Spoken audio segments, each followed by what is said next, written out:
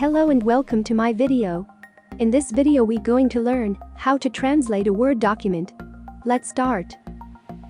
Microsoft Translate Word documents into over 60 languages using Word Translator.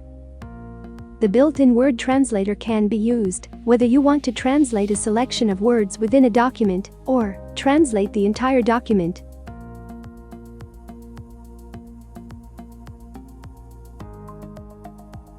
On the Review tab, in the Language group, click Translate, then translate selected text to open the research pane. In Word, you can right-click anywhere in the document and then click Translate. Make a selection.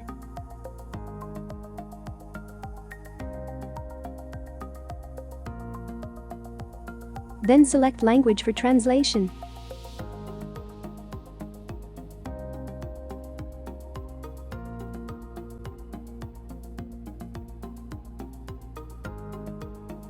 Click on Insert button. Your selected text will replace with translated text. You can also translate whole document into your selected language.